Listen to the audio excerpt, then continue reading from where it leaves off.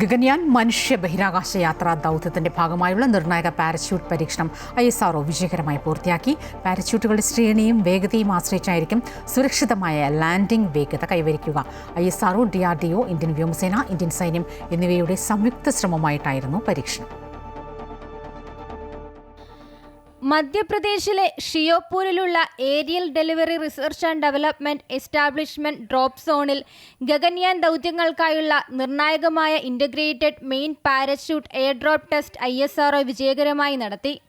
Gaganyaan crew capsule കടലിൽ തെറിച്ചു വീഴുന്നതിന് മുൻപ് മന്ദഗതിയിലാക്കുന്നതിൽ നിർണായക പങ്കുവഹിക്കുന്ന പ്രധാന പാരച്യൂട്ട് സിസ്റ്റത്തിന്റെ പ്രകടനം സാധൂകരിക്കുക എന്നതായിരുന്നു പരീക്ഷണത്തിന്റെ ലക്ഷ്യം.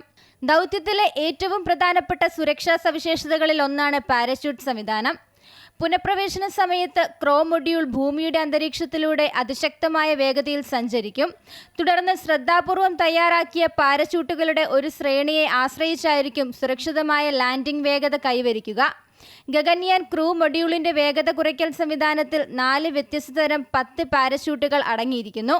പാരച്യൂട്ട് കമ്പാർട്ട്മെന്റിന് മുകളിലുള്ള സംരക്ഷണ കവർ നീക്കം ചെയ്യുന്ന 2 അപെക്സ് കവർ സെപ്പറേഷൻ പാരച്യൂട്ടുകൾ ഉപയോഗിച്ചാണ് ഈ ശ്രേണി ആരംഭിക്കുന്നത്. തുടർന്നുള്ള 2ഉം 3ഉം പാരച്യൂട്ടുകളിലെ വലിയ കുടകൾക്ക് സമാനമായ കനോപ്പികളാണ് അവസാനഘട്ട വേഗത കുറയ്ക്കുന്നത്. അങ്ങനെയാണ് സമുദ്രത്തിൽ സുരക്ഷിതമായി സ്പ്ലാഷ് ഡൗണിന് ആവശ്യമായ ക്രൂ മൊഡ്യൂളിനെ മന്ദഗതിയിലാക്കുന്നത്.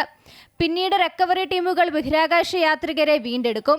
ആദ്യത്തെ ക്രൂഡ് ഇല്ലാത്ത ഗഗൻയാൻ G1 ദൗത്യത്തിൽ പരമാവധി പ്രതീക്ഷിക്കുന്ന ലോഡ് സാഹചര്യങ്ങളിൽ മെയിൻ പാരച്യൂട്ടിനെ അതിന്റെ ഘടനാപരമായ മാറ്റങ്ങൾക്ക് യോഗ്യമാക്കുക എന്നതായിരുന്നു ഈ പരീക്ഷണത്തിന്റെ ലക്ഷ്യം. ഇന്ത്യൻ വ്യോമസേനയുടെ IL-76 വിമാനം ഉപയോഗിച്ച് 2.5 കിലോമീറ്റർ ഉയരത്തിൽ നിന്നായിരുന്നു പരീക്ഷണം. ഈ വിജയകരമായ പരീക്ഷണം ISRO, DRDO, ഇന്ത്യൻ വ്യോമസേന, ഇന്ത്യൻ സൈന്യം എന്നിവയുടെ സംയുക്ത ശ്രമമാണ്. News desk, Amrita news.